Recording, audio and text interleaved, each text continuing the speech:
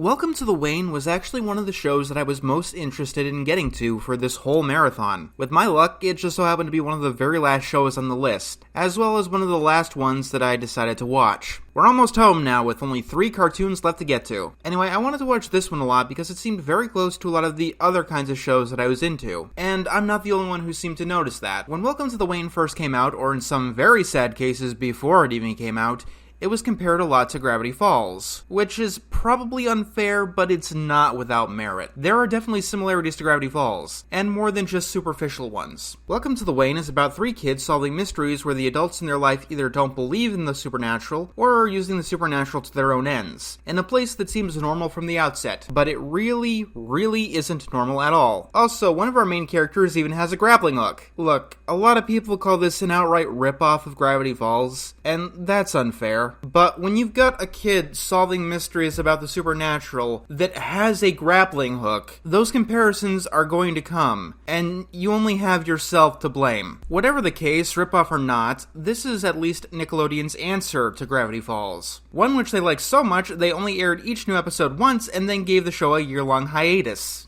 Which, honestly, this story is getting old, so let's get it out of the way as quick as possible. Even some people who are avid fans of Nickelodeon might not have even heard of this show because of how little fanfare and time slots it got. I haven't seen a show this shunted since Robot Jones, which has a largely similar story with new episodes only being played once. It makes you wonder why on earth Nickelodeon even greenlit this if they didn't want it so badly. I'm not gonna say that I can see why the show was so destroyed by the network, but I do have to admit that it's a lot more understandable than, say, Invader Zim or even Korra? Sort of. So, this is going to be one of my unpopular opinion reviews. Welcome to the Wayne is not a horrendous show, but for me, it is disappointing. If you want to see Gravity Falls shenanigans, this is not the place for it, unfortunately. And as tacky as it is, we are going to need to compare the show with Gravity Falls, to illustrate why I really didn't like this one. First, let's start with the animation. While it's not technically bad, it's a style that I'm not a fan of. It's reminiscent of the weird-shaped people of the 90s and the style you'd find at Adventure Time or Regular Show. It doesn't sit entirely right with me. While it was never distracting, having the background objects made of wavy lines felt like the wrong move. The biggest issue I had with the art style, though, was the characters' noses. These characters look a little too abstract, and pardon the pun, cartoony.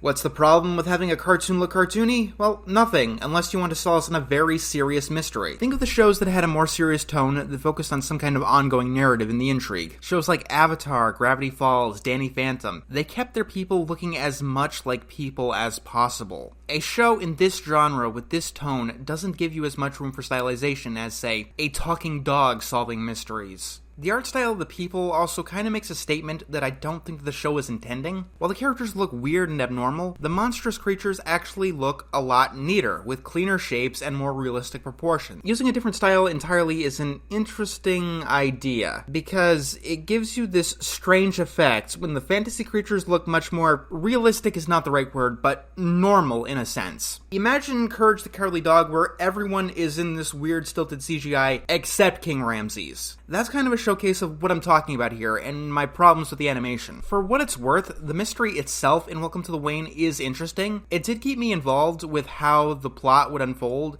and what was up with the Wayne Hotel. And I must say, a hotel, that's an interesting location for a show like this. Normally stories would go for a bigger location. Not that the Wayne isn't big, but I'm talking about like an entire city or something. Not just Gravity Falls, but things like Silent Hill. And a hotel is unique among the stories that do pick a more localized area for their oddities. Normally it's a school or a laboratory or a factory or a hospital. You don't get much beyond that. However, the animation isn't my main problem with the show. My main problem is, as interesting as the story is, I have a problem with how the story is told. Actually, let me put it like this. The plot of Welcome to the Wayne is great, but the story is not good. Actually, I don't think that's entirely fair either. It's the telling of the story that's not good. On paper, what happens in Welcome to the Wayne sounds incredibly interesting, and in each of the individual episodes, the story beats are where they should be to keep things tense and interesting. But let's imagine, if you will, that this was a story. Not just a good story, but the best story of all time. Now imagine you are being told the story by Otto Rocket. Yeah, believe it or not, at times times Gravity Falls isn't the show Welcome to the Wayne reminded me most of. That would be rocket power. If there's one thing that separates this show apart from Gravity Falls, it is its dialogue, and that's not a good thing. Gravity Falls was fairly timeless in who the characters were and how they spoke. You rarely saw slang anywhere, and the characters didn't act in ways that could be considered strictly modern. Any slang that they did use was mainstays like cool, that have been forever and will probably never go out of vogue. The dialogue in Welcome to the Wayne is very contemporary. And by contemporary, I mean contemporary for kids of 2017. Like, listen to some of this stuff. And to be frank, it's not just the slang. Every single line seems to be spoken with the cadence of someone who thinks they're really, really fucking cool, even though they're hopelessly lame. That's like every single line that the kids speak throughout the entire show. That was strangely moving, Ollie. Is your blood sugar high from apartment 8I? Get them. And also pick up some milk. 2%. Almond. What's the matter? It's not like we're gonna crash into the side of the Wayne. It's exactly like that! You're right. Group scream, anyone? You're not a little girl. You're big. You're strong. Think like a female CEO. That's what Team Timbers is all about. That and breaking and entering. Features, dimensional rifts, spontaneous harmony. Gonna follow these squidgets headfirst into a dark abyss. Take care. Oh, Mom likes me better. Love you. Bye. That depends if you mean literally. Literally. He's not dealing with some little kid. Come on, Scooty McDragonface. Accidental selfie! Well, today was definitely fungerous. Plus, it makes pig sounds. For those moments when you just need to hear a pig. He probably doesn't even keep a life-size replica of him in a closet for emergency hugs. Take that, Jonah Bishop! With your foot issues! It's just the one issue. Your thumb is a crutch. It is not the answer. It's too late.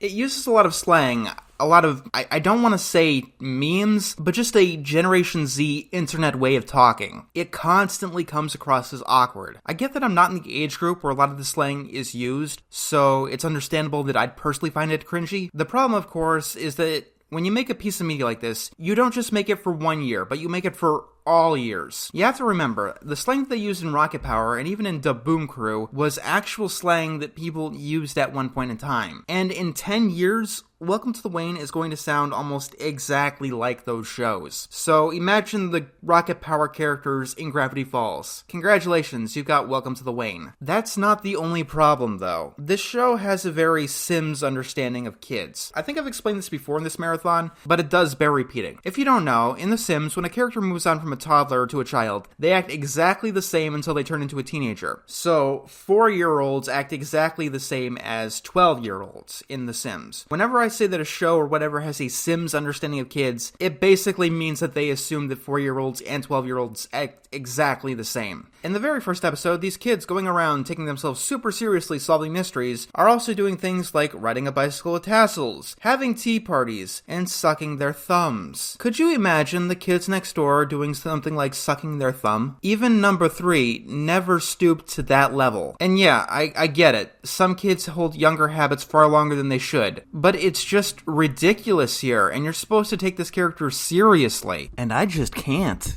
I'm sorry about this, but in Gravity Falls, when the characters didn't act their age, it was for a reason. Dipper acted older than he was, but that was the point of his character. The writers clearly knew how people his age were supposed to act, or how they usually act. This is because in a strange world like Gravity Falls or in The Wayne, things work best when you have characters who are as realistic as possible to give your show some kind of grounding. Wonderland doesn't work as a story if you have no Alice. If there's anything else I could say to not give the show a recommendation, it's that the final episode ends on a cliffhanger, and that's exactly what you want for a mystery show. As insulting as, say, Lost was, at least it had a concrete ending. I know why creators do this. You want to keep people interested and create a Hail Mary pass for more seasons or whatever. But if I ever catch anyone doing this again, they might just find themselves locked in a room with no way out, watching the Teen Titans episode Things Change without end until they finally get their act together. There is no reason to do it, and it almost always backfires. As for Welcome to the Wayne,